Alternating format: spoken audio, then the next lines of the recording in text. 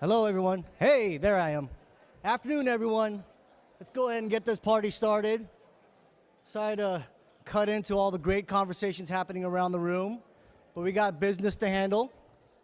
So if you can go ahead and find a seat, and we can go ahead and get started. Wow, I made that room really quiet very quickly. Wish I could do this with my kids. All right, good. Let's go ahead and get started.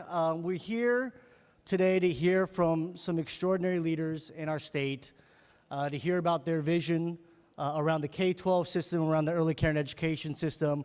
But before we get started, I know quite a few of us were all shocked and dismayed about what we heard in Las Vegas. And so actually what I'd like to do is just, if we could, a moment of silence for all those that we lost in Las Vegas, and to honor all those that are out there in the front lines, helping those grieving and those wounded. So quick moment of silence, please.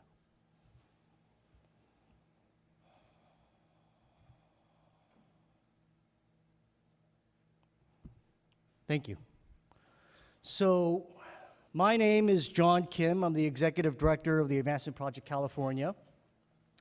And this is, I have about 5 minutes just to kind of get us kicked off today. So for us here at the Advancement Project, one of the things that we're very clear about, beyond the fact that these lights are very bright in my face, but besides that, one of the things that we're very clear about is that California is at a turning point, an inflection point. One that's been made sort of over the past 40 years, and it's not just about our demographics or our economic standing. This turning point that I'm talking about is as much about our public policy and our public systems. Because even though we've seen dramatic shifts in who we are as a state, racially, culturally, economically, many of the public systems that we've inherited were designed for a bygone era in California's history. They were built for a vision of California where the average resident did not look like us. They were built at a time when the average resident created and produced very different things. And they were designed at a time when many Californians had an outdated notion of who belonged in this state and who this state belonged to. So this has meant, over the past 40 years, there's been this sort of growing tension, this growing dissonance in this state. Again, on one hand, our racial diversity, our politics, our cultural values, we're leaning into the future, and much of the foundations of our bureaucratic systems were stuck in the past. But, as we're saying, it's game time now. This turning point means that we can no longer settle for just nipping and tucking around the edges of these systems.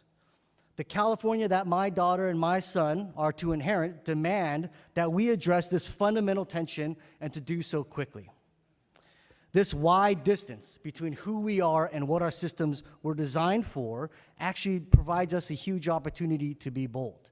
Because now we have the opportunity to reimagine who we are in relation to one another, and to re-engineer our public systems to meet the challenges of today and hopefully for tomorrow as well. After decades, unfortunately, of seeing too many trend lines going in the wrong direction here in California, I believe we are starting to turn things around. We're starting to see some bold ideas become a reality. We're also starting to see a new class of elected official and top state administrators moving the needle on some of these changes that were so desperately needed. And on a wide range of issues, like redistricting. We've fundamentally transformed how we draw our congressional and legislative lines here in California. We've made these major structural changes to help ensure a broader set of voices are in the room when these lines are drawn, and to also reset that North Star to equalize the power of any single vote, and to make sure that voters choose their elected officials and not the other way around. Proposition 47. It's an opportunity that California really leaned into to move away some dollars from the massive incarceration system to actually investing into the prevention system, right? This is the kind of rethinking, the kind of retooling that California is starting to do, and at a greater clip. Local control funding formula. We really needed to do away with that Byzantine maze of categoricals, and local control funding formula allows us to crisply, more clearly, live into an equity funding formula, while also, I would say, create new spaces for local control and community engagement. Sure, we have a lot to learn. We have a lot to tweak. Grand experiments don't just happen and get worked out over a period of a day or a week or even a few years. But these experiments do show California and our public systems starting to live into our mandate as America's future. Now, what's missing from that list is a fulsome transformation and full investment in the early care and education system. In fact, our littlest ones, our youngest learners, have yet to even fully bounce back from the cuts from the Great Recession. But we'll get there. We will get there. All together, us here, will get there. Now, it's important to note that the changes I mentioned didn't just materialize out of thin air, right? They didn't just happen because one elected official bestowed it upon us. They didn't happen because of one heroic advocate. These changes happened because there was a fight, we demanded these changes, and we won. Because along with the changes in our demographics and the shifting political winds, there was actually another critical improvement in this state that I feel like gets a little too little ink and too little public notice. And I believe, though, that this change has been no less instrumental for the future of California. And the fact is that in California, we've actually seen an unprecedented rise in community organizing and community power building throughout the state. Today, California boasts, I think, one of the nation's greatest, most robust community advocacy and organizing infrastructure this country has actually ever known. This rising movement of organizing power is active on a wide range of issues, as I've mentioned, lifting up new voices, bringing up new ideas. This rising movement has helped to make sure our legislative and electoral decisions better actually match what the average Californians want. This rising movement, accompanied with more enlightened, more connected class of elected officials, means that we can finally have that more powerful dialogue about the future of our state. But the real trick for progress here in California is to actually work out that complex juggling act of that enlightened elected official, a more powerful engaged constituency, and the system's expertise to actually pull the whole thing off.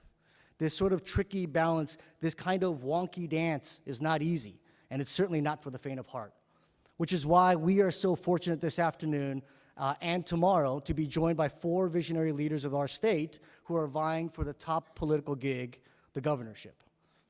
And we here collectively get an early crack at setting the debate for this upcoming race to see who can best move through this sort of tricky balancing act moving forward. Today, we get to start with the conversation with former State Superintendent Delane Easton and State Treasurer John Chung. We get to hear about their vision for the future and more specifically around the K-12 and early care and education system. A few legal-ish announcements I've been asked to make.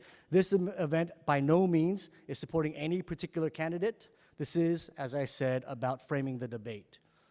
All major candidates were invited over to come speak to this audience over the course of 2 days, and we are providing all those that accepted that invitation about 25 minutes to share their proposed policies and philosophy. Again, due to the vagaries of the scheduling gods, we have 2 today and 2 tomorrow. Again, candidate Easton today and Chung, and then tomorrow we'll have candidate Villaraigosa and Lieutenant Governor Gavin Newsom. Before I go, let's also be very real.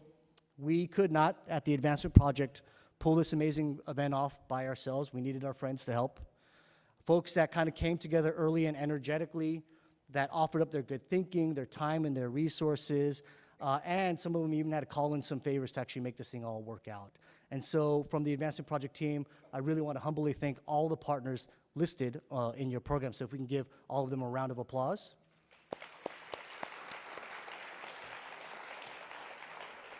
And now, if you could please help me welcome one of those key partners from the Silicon Community Foundation, Alva Makdessian, who will share a little bit more about their Choose Children initiative. Thank you.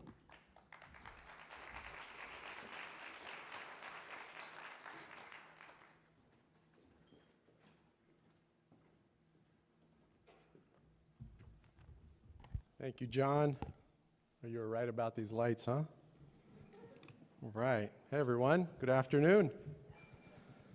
As John mentioned, my name is Avo Makdessian, and I am the Vice President and Director of the Center for Early Learning at Silicon Valley Community Foundation. And I just also want to thank the Advancement Project team, John, Carla, Khadijah, and the whole team for putting this on again this year, and for inviting us to talk about this critical issue in our state. You know, for years, Silicon Valley Community Foundation has made grants to many nonprofits and organizations like you across the state. We've also stood shoulder to shoulder with you on advocacy opportunities and lobbying, because we can do that as a community foundation. And we did it all to make sure that children in this state had the best start in life. Now, unfortunately, our passion and commitment for young children has been met too often with some reluctance with our current governor, Jerry Brown. And today, I'm sad to say that, and I shared this earlier, in my opinion, California, we are failing our children. Plain and simple. Every metric we look at, from how many families can afford high quality early childhood care and education, how many children get screened for developmental delays, how much time off we get to bond with a newborn, and how many children live in poverty in this state. We have the most and the highest percentage of children in the entire country living in poverty. And to say that California is not failing our children, I think is just false. So I start out with California right now is failing our children. And I do this because, as John mentioned, we have a lot of opportunity now and a place to go. But I'm a staunch advocate of looking back and ensuring not to make the same mistakes and putting everything into context. So before we figure out where to go, we need to know where we've been. And you all know this.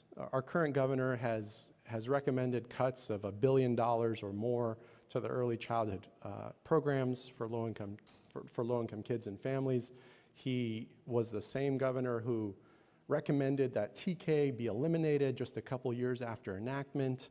He vetoed a bill that would fully fund kindergarten. He vetoed another bill just last year that would have provided more protection for workers who want to bond with their child. So again, just want to look back of what we have now and where we could go from here. And as John mentioned, we certainly have an opportunity. The other thing I just want to do is thank everyone in the room, because if it weren't for all the advocates in this room really pushing back some of these proposals that have come out of the governor's office and the state legislature, if it weren't for all of you partnered together, who knows where our kids would be today. So I just want to thank all of you and applaud all of you for all your efforts for the last several years.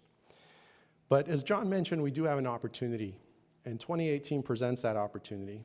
An opportunity to inform, to educate, and to engage our candidates for governor.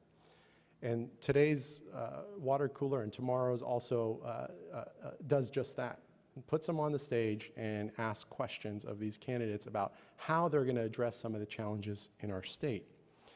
At the same time, Silicon Valley Community Foundation is proud to have launched a campaign called Choose Children. Choose Children. And the wording there is a little funky. We went back and forth, but you think about it. And our logo has a little check mark with a box with a kid. It's really cute. You should check it out, choosechildren.org. But if you think about that phrase, choose children, it was meant to tell the voters and all the advocates around the state that we want a governor who chooses children. You must choose a candidate for governor who chooses children. Because at the end of the day, it's all about choices. It's not about how much money we have and what the politics, it's all about choices. And Choose Children is looking to make that choice easy for our candidates. The goal of the campaign is pretty straightforward. Many of you who work in this field or in the field of politics know that healthcare, higher education, public safety, they do candidate education campaigns all the time. They don't just do it for one race, they do it for every race. And so with Choose Children, we're trying to be just as sophisticated as those other industries and ensure that early childhood becomes a signature issue for this race for governor, a signature issue. How we're going to do that? Again, engaging the candidates one-on-one in public forums and giving them the data, frankly. Letting them know what they're going to get into if they get this job. And then also giving them solutions to tackle those challenges. Next is engaging the media, right? Because the media drives a lot of these campaigns. It's campaigns within campaigns, and a lot of it's driven by the media. So we want to ensure when the governor's race is covered in the media, early childhood is mentioned at the same time. Next is hosting forums just like this and sponsoring. We are so proud to sponsor this forum and having these leaders in the state come and tell us what their vision is for kids. We want to do that all across the state, and we're starting with a few forums in Silicon Valley as well between now and the end of the year. And then finally, doing some voter polling, which campaigns do a lot of, as you all know. But we want to do it for them. We want to do it for the candidates. And we want to let them know that not only is the issue of early childhood an important issue, it's actually a winning issue because voters say it's a winning issue. Voters want the next governor to invest more in kids. Voters want the next governor to make early childhood a priority, along with all the other issues in our state. And it's time for the early childhood issue not to be silent amongst affordable housing, transportation, environment, and public safety. Voters are telling us early childhood is just as important as that. And we're not going to be doing this alone. And I want to be clear about this. This is not a Silicon Valley only initiative. We're proud to partner with leaders such as the Los Angeles Chamber of Commerce, First Fives across the state, funders and foundations from Northern California and Southern California to do this. We don't have all the answers, and we're not going to only be talking to candidates who come to Northern California. We need all of you to create that echo chamber behind all the candidates, around all the candidates when you engage with them, around specific messages that we've prepared, and we're going to be able to give you through this Choose Children campaign. Here's my plug for Choose Children. Go to choosechildren.org. It's a really nice looking website, I gotta say. It looks like a campaign website. Choosechildren.org. You go there, there are all kinds of information around the polling that we just did statewide. There's information on communications and how to run a parallel campaign essentially with the candidates, and also social media. Tweet it out. Tweet out the campaign, tweet out what you want your next gubernatorial candidate to do, what you want your next governor to do, and use the messages that are on that website. At the end of the day, once we have a children's governor in California, we know that this campaign will be successful. But more importantly, we're going to know that the children of California are going to be successful. So I want to thank you all for your continued leadership. I want to thank you in advance for your partnership, because I know many of you are excited about this, and we are excited to partner with you. Now with that, please help me welcome Louis Friedberg. He's the ED of EdSource, and 3 panelists that will provide you a brief overview on the early learning and K-12 education system. Thank you.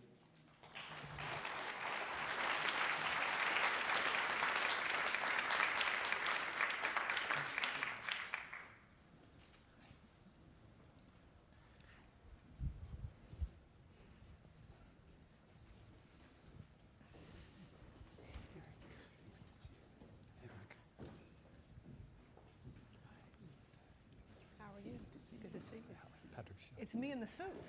That's right. I know, right? Good afternoon. Very comfortable chairs up here. We'll try not to get too comfortable. It's my pleasure to be moderating this panel.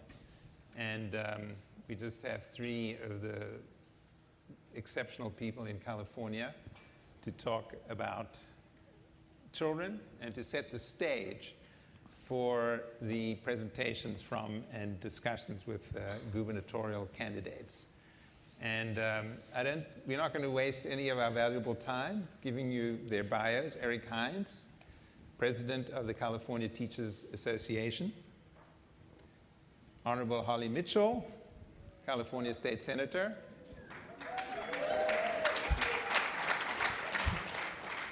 And Patrick Shields, who's Executive Director of the Learning Policy Institute. So we have a set agenda here, and we're going to have to move through it fairly quickly.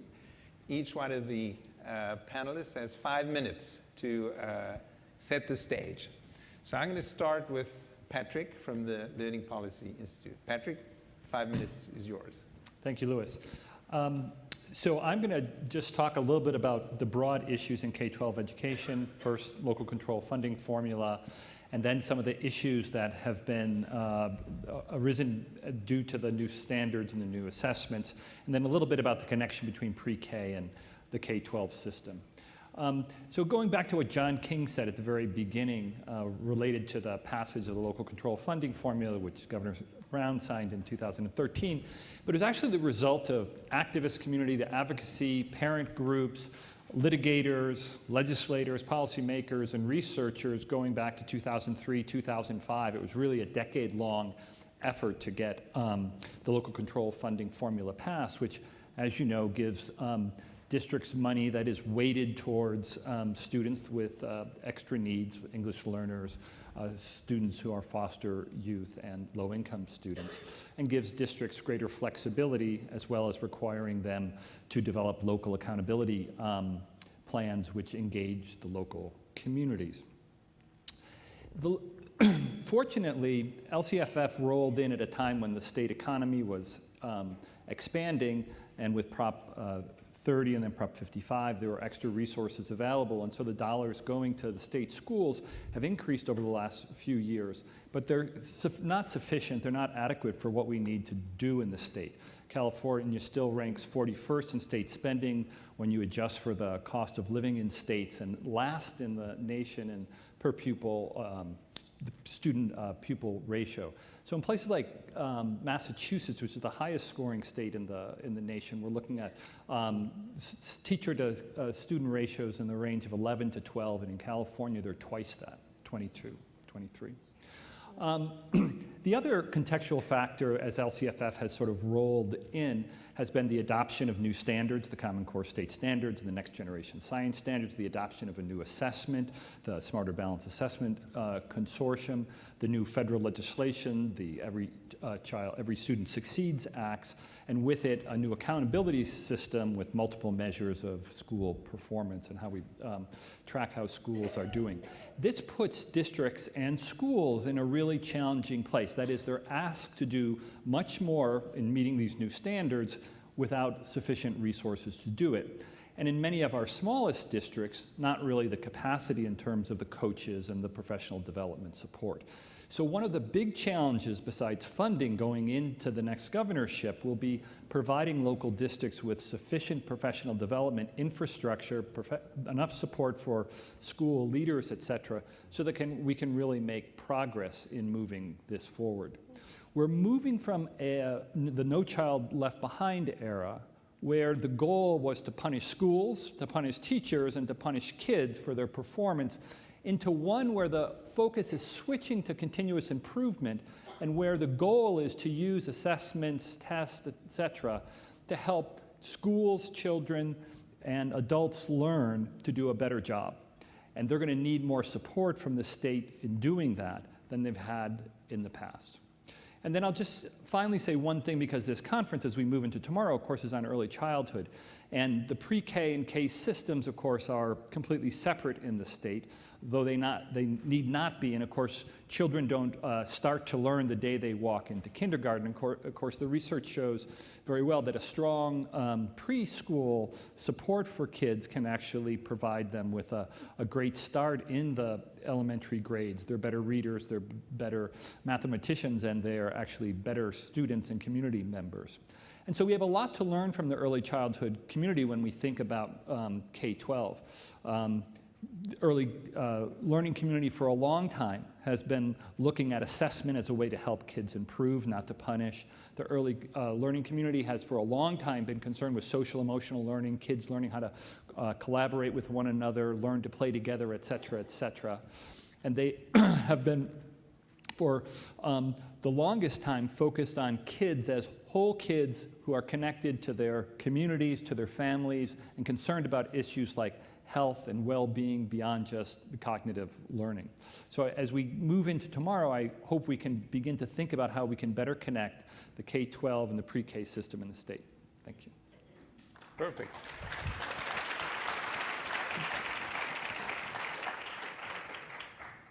Let me jump to you, Eric, and then we'll come to the senator after you. Eric Heins. Sure. I want to start that first echoing all of the changes that the system is going through, that we've made, not only in the funding system and the new standards and the new accountability system and the new California dashboard, which is really moving away, that we haven't even developed many of the indicators that we're looking at, and yet we're still beginning to implement all of these. But let's remember the context, the federal context that this is all happening in. Unprecedented attacks and behaviors that any early childhood educator in this room would correct if we saw them in our classroom. And that doesn't matter where you fall on the political spectrum. And when we talk about a system of accountability and continuous improvement, it's also a system that's continuously improving itself as we are beginning to implement it, and we're looking at the kinds of indicators that we need, and we look at the kinds of things that really make a difference in student learning. So, for example, instead of looking at just a single test score and deciding how we're going to punish people and make them wear a scarlet letter, we should look at things like school climate and how does the child arrive safely at school? Do they have access to a counselor, to a librarian? Is the library even open? To a nurse? Do they have the kinds of services, health services they need around? Do they have glasses if they need glasses, or the proper dental care, or can they hear? And too often for many of our students, some of those things just go undiagnosed or come across as behavior problems or those kinds of things. And we're at the stage now where we're beginning to see those things implemented very deeply in local districts. Now, as you can imagine, with 1,100 districts, their implementation is kind of all over the place. But one thing that it does require, different kinds of conversations between the teachers and the district administration and the community and the students. No longer can we rely, when we're talking about a top-down system where it was a one-size-fits-all, now we actually have the community in the district and all of those in the educational community deciding what's best and building a program using the LCFF money, building a program that actually meets the needs of those students in their district, the students that they actually know the name of. And that's a very important place to be. And so no longer this kind of the traditional bang your heads and who's going to hang out the longest, it just doesn't work anymore, because you have to now build a new collaborative relationship. And in fact, in areas of the state where they have strong labor management collaboration going on, and where community and parents feel safe coming into schools, those are the districts where the LCAPS and the LCFF is being implemented with great success, and you're actually seeing some very innovative things happening. And districts where it's kind of business as usual, where we're still seeing administrators handing out pacing guides or scripted curriculums or all these other things, and then understandably, you don't see much change going on, and you see a lot of frustration. But it doesn't help when we're, of course, again, in the federal context, we're just creating a lot of fear and anxiety within the system that's already been, of course, traumatized. Now, as it relates to early childhood, I think it's especially important that we're very engaged in how we are working and leading and teaching our young children. We know a lot about how the brain works and how the brain is developing. It's amazing the amount we know from PET scans. Now, I'm not a neuroscientist, but I'm learning some stuff which is pretty exciting. And we've been doing for a long time exactly the opposite. We've been taking those standards from No Child Left Behind and pushing them lower and lower down into the kindergarten and into preschool, and you talk about all-day kindergarten, but what that really means is all day of paper pencil activities, and we're just now beginning to rediscover the importance of play and how important that is to brain development and socio-emotional learning. And we have to remember that if we continue to push academic standards down in an academic way, the way they do it in high school, that's tantamount in my book to child abuse. And that we really need to focus on what is developmentally important to children and how they learn. That will make sure that we're successful on the other end. The other piece, of course, is the school-to-prison pipeline, which has been talked a lot about in terms of resources and all, and how we have a system that actually incentivizes there's a profit incentive for some students to fail because we need to fill beds in a for-profit prison system. That's just morally wrong. And the way they look at those children in the early grades in terms of how many beds they're going to need to build on the other end. So we need to be very careful, and that means we have to talk to each other. Again, it's the same as having those different conversations and more courageous conversations, and not be afraid to challenge each other, but it's not challenge each other in the way that we're going to go like this, but challenge each other that we can still share our values and what's important to us and what we know is important for students, and then go out and have a cocktail afterwards, because that's what it really means. And I'll stop with that for right now. Okay. I always stop with a cocktail. And thank you, Eric. I think sometimes people, we see everybody in the roles that they currently have, but you're a union leader, a union chief, union boss, but also you were a teacher. Yes. For many years. Yes, early childhood teacher. Sorry? Early childhood teacher. Early childhood teacher. So, and that really shows. Let's jump to Senator Mitchell. I appreciate that. I decided that I needed some visual aids. So the clicker is there. Do you mind if I stand at the podium so I can click and see at the same time? Thank you. It's a pleasure to be here. Thank you, Water Cooler, for inviting me. I typically come to this event and act up, so I don't ever expect to be invited back. And yet again, here I am. I was glad to walk in a little earlier and learn that apparently I'm a member of the class of the enlightened legislators. I was very worried. So I've just learned that I'm enlightened. I'm glad to know that. Thank you, gentlemen. It's a pleasure to be on the panel with you. I may be enlightened, but I don't know what button to push. The green one? Based on today's conversation, when I sat with my staff literally like Thursday, so a hand to my two staff who worked over the weekend to make this available for us, because I had my aha moment Thursday. It occurred to me, given who was on the panel, given the point of the water cooler, that I wanted, and who would be in the audience, our gubernatorial candidates, I wanted to cement the conversation in the reality that I used to see every day as CEO of Crystal Stairs, the reality of being a policymaker, chair of budget sub, where I would hear testimony and hear from constituents every day about what their life is like in terms of having children who are in early care and education, having children who are K through 12 educators. I could have sat and I've seen it right there. I'll stand. So I thought it was important, and I was glad to hear both of the gentlemen talk about the other issues that impact someone's ability to learn. And and to have glasses in healthcare and that your teeth aren't hurting and all of those issues. But it's also about having, secure housing, having a sense of safety, being loved. So Paslow's hierarchy, you all are very familiar with. So I thought that I would tell today's story in the context of 3 California kids, all born on the same day in different years. Our first California kid is Tiffany.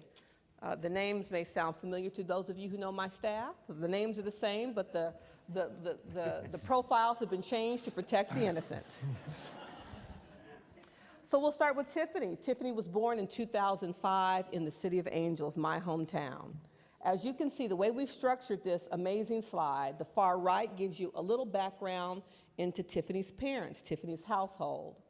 Then the chart with Tiffany's profile shows you the services that we were able to provide for Tiffany that are age appropriate, either when she was born or throughout the course of her life. And the middle area, the gaps, shows where we have fallen short, and areas that I hope, as we talk about the next administration, will look to recognize for Tiffany to be full. So view Tiffany's image as a thermometer, when you do nonprofit fundraising. So we want Tiffany full, right? We want all of those services to fill Tiffany up so Tiffany can be the best possible Californian we need her to be, to take us into the future. And so you see here for Tiffany, born in 2005. So let's talk about Tiffany. Born into a household income, $25K. Mom is a single parent. Mom was beneficiary of some child support, thank God, because raising Tiffany on $25K a year in LA County ain't easy. You see mom's divorce. Mom was a teaching assistant. Mom got a pink slip. Mom was unemployed. We know unemployment benefits aren't enough. They certainly aren't livable wage worthy. You see the realities, stress from unpaid bills, rent increase and eviction. Tiffany and her family had a bout of homelessness. Mom got rehired as a teaching assistant in 2011. And so you see on the far left the public services that benefited Tiffany. She benefited from Prop 98 and local control funding formula. She got some after-school care through ACES, or will get it, is getting it, because we did some good budget work on that this past year.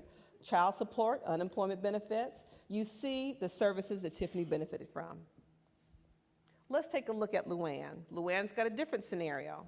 Luann was born in 2010. That was the year I was actually elected to the Assembly, and came into a tough budget year as well. Luann's from Oakland. Family of 3, household income of $21K. That's a critical number because that is about 100% of the federal poverty level. So when you hear those federal poverty levels, I always try to break it down into real numbers. 100% of federal poverty level may not hit you, but $21K a year for a family of 3 certainly does. Single parent household, Luann is now 7. Luann had a baby brother that was born 2 years later. That's significant because Luann's mom worked retail. She earned so little, she qualified for CalWorks. But when Luann's little baby was born, little baby brother was born, he was a maximum family grant baby, so the CalWorks grant wasn't adjusted. We remember those days. Mom, they were living with grandma because they couldn't afford housing. Luann's mother was a victim of domestic violence. She was able to get housing, some supportive housing you see over on the services side.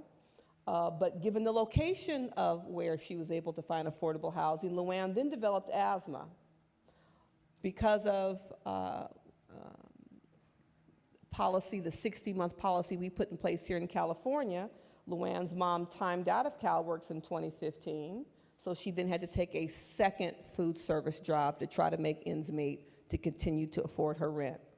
Again, you see the gaps in service, the 60-month time clock here in California, maximum family grant, affordable housing, subsidized housing, the lack of adequate infant and child care, the low rates given the time frame in which Luann was born in 2010. We know that was right in the middle of when we took the big, deep haircut that was referenced earlier in terms of public funding for our subsidized child care program.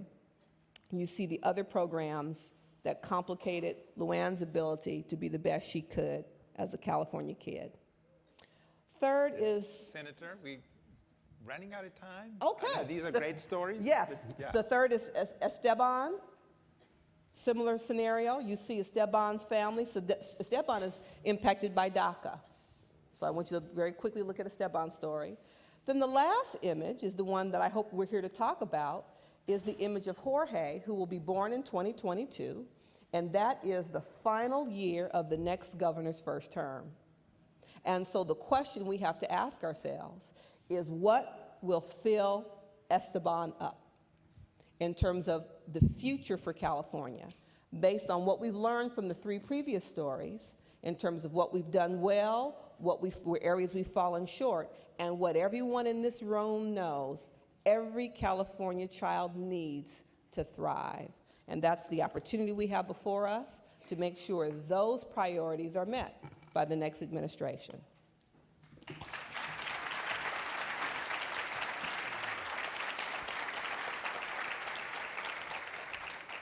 Well, I think we've unfortunately run out of time.